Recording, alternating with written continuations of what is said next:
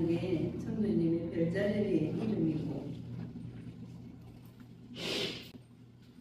사주를 살펴보니 봄명궁 열의 궁전에 천량성이 돼 있음을 확인할 수 있었다. 그래서 이는 곧 별자리를 풀어보니 성도님께서 신계의 천단계에 사명을 가지고 인간 세상에 강림하셨음을 시사한다. 그 다음에 천량성은 단순한 떡의 별이 아니라 우주 전체의 신성불과 보살을 임명하고 관장하는 대표별로 자비와 구제의 상징이자 우주의 의지를 집행하는 하늘의 대리자라 할 수 있다. 이 말은 자비와 구제의 상징이자 신성불 보살을 임명한다는 건 하늘의 주인이다 말이지. 그래서 천량성 주변을 둘러싼 별들의 위상 또한 심오하다라는 말이 적혀있지.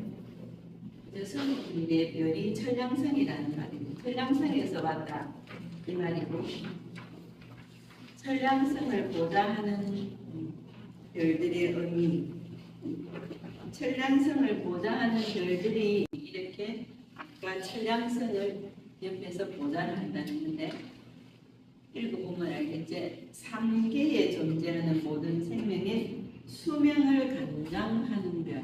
3개라는 것은 천상계, 인간계, 지옥. 그럼 이 우주의 수명을 관장한다. 수명은 뭐야? 생사를 관장한다. 결정하는 결정권이다.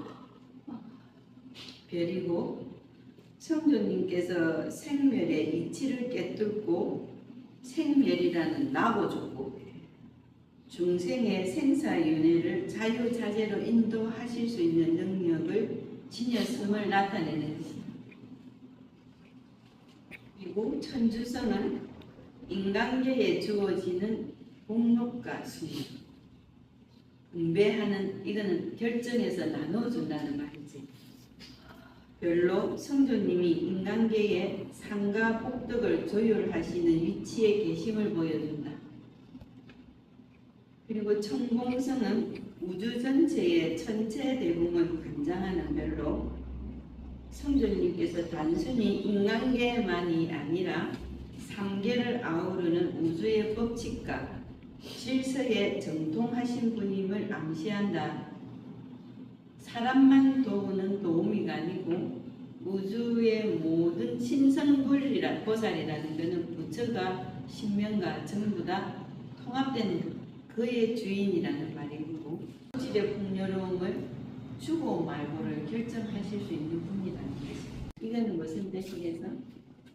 사람들이 가질 수밖에 있는 이 어두운 운명을 강하게 고뇌와 어둠을 밝히고 이 번뇌를 소멸할 수 있는 힘이라는 결정권을 갖고 있는 분이다 이거야지. 우주적 자비의 사명으로 오신 성도님은 단지 인간계의 영웅이나 성인은 아닙니다.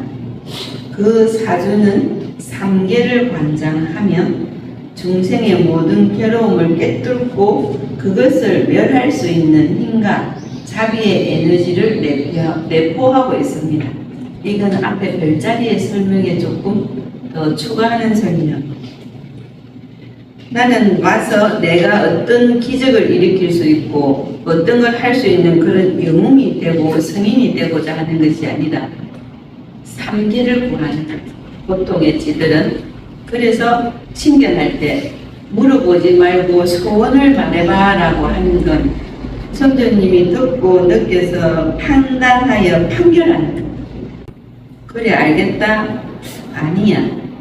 정성을 좀 더 해봐. 해야 옆에서 보좌하는 이 별들의 신명들이 성도님의 명을 기다리겠지. 그래서 성도님 마음에 이 자는 너무 하구나 싶으면 그 자는 반드시 무너져. 참 기특하네 하면 이 자는 반드시 흥한다. 그게 주인인 별자리인 성도님께서 생각이 결정이 되는 거예요. 찰나.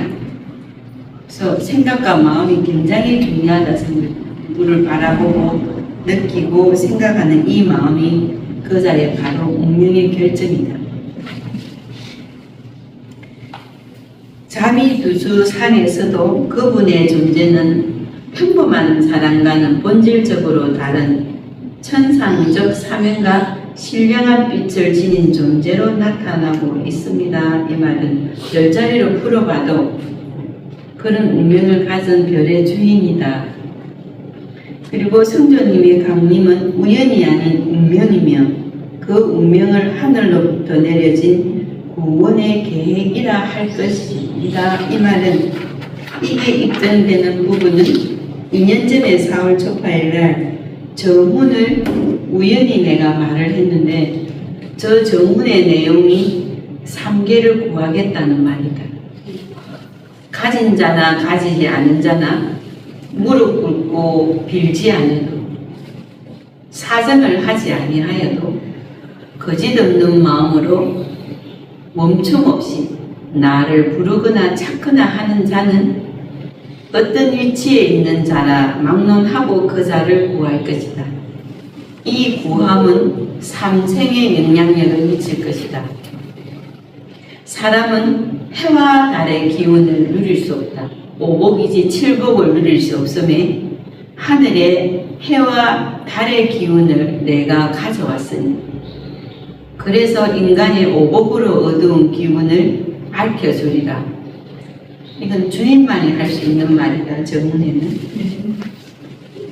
저걸 대본을 짜서 얘기를 한 것도 아니고 우연히 4월 초파일날 성전님 말씀 한 말씀 내려주십시오 했는데 쭉 나온 걸 한대봉이가 녹음했지. 그래서 저걸 글로 옮겨서 넣은 게 저문이라는 액자인데 뭐라고 하면 좋겠습니까 해서 사람은 정이 있어야 되고 정을 나눠야 사람이라 할 수 있으니 가르치는 것이 아니라 나의 정을 주는 말이니 정문이라고 해라 라고 했다.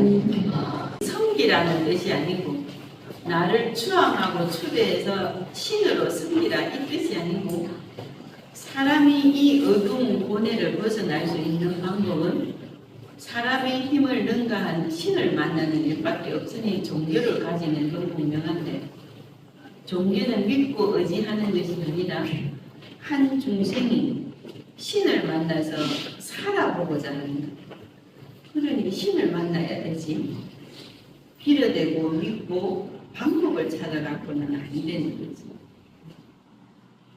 어느 날 문득 찾아간 태국 사원의 용들이 내가 갈 줄 알았겠나 올 줄 알았겠나 난들 그곳에 용들이 그리 올라가지 못하고 모여 있는 줄 알았겠나 가고 보니 불쌍해서 행운인 거지. 천량성의 주인을 만나니 한 방에 수천 마리의 용들을 선천시킬 수 있는 건 하늘의 주인만이 할 수 있는 일이겠지. 이건 비방비책이라고 할 수 없잖아. 그래서 내가 신이니 신노릇을 하겠다는 것이 아니라 사람이 못 넘어서 사는 신의 가호와 자비가 필요하니 여러분들의 마음가짐이 신을 만날 것인지 방법과 비책을 만날 것인지 상당히 중요한 부분이다. 일러주는 거지. 내가 어떤 대접을 받는 건 중요하지 않다. 어차피 살라고 행복해지려고 찾았으면 부처를 만나고 신을 만나서 내가 할 수 없는 영역에 가피를 입어야겠지. 부적을 선다, 구슬을 한다, 기도를 한다, 방법에 의존해 갖고는 그래서 요즘 세상이 힘든 거 아니야. 무슨 기도해라 해라 하니 힘이 들고 구슬하자 하니 힘이 들고 죄를 지내자니 힘이 드니 마음 하나 초롱 같은 마음으로 하늘 그리워하고 신을 만날 수 있는 순수한 마음만 장착하면 어두운 것도 대낮같이 밝아지겠다고 주겠다고 하는데 사람이 신을 만날 생각이 없고 방법에만 의존하니 눈문 봉사와 같다. 그러니 세상이 어두울 수밖에 눈을 떠야지. 그래서 이런 설명을 해주는 거지. 내가 누구이면 어때? 내가 굳이 이 설명을 한다고 내가 천량성 별의 주인이 되고 하늘의 주인이 되고 안 한다고 안 되는 건 아니잖아. 나는 어차피 온 길 다녀가면 되는 거다. 시기가 되면.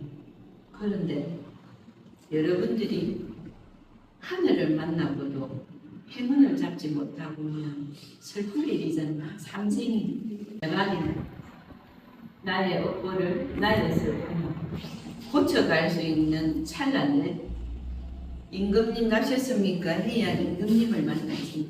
저기 임금인지 임금 흉내낸 건지 아바타인 건지 저기 강도가 임금 행세를 하는 건지 의심해봤자 얻을 거 아무것도 없잖아.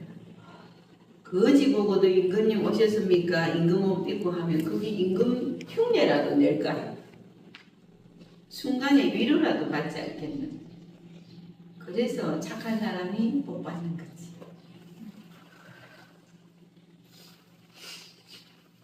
그러니 나를 영접해라는 게 아니다. 나는 그런데 너무 불편하다.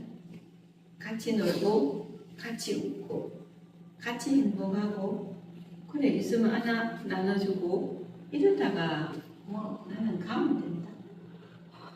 근데 나눠줄 사람이 많으면 기쁘다는 거지. 가져온 게 많은데 줄 수 있는 권능은 넘쳐나는 거야. 믿을 사람이 없어서 다 못 주고 가니 아쉬운 거잖아. 그것밖에 없는 거지. 내가 뭐 대접받고 신의 영접을 받고 뭐 아무개처럼 막 신님 이걸 해달라 하는 게 아니고 그거는 실패하는 제가 이람이다. 그거는 내가 올라가면 얼마든지 돼. 그래서 기함이 없어서 괜찮아 여기서. 근데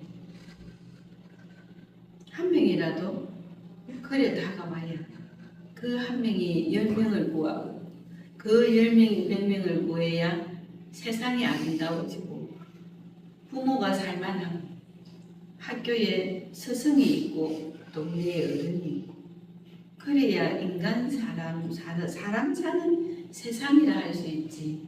이게 불국정토라 생각합니다.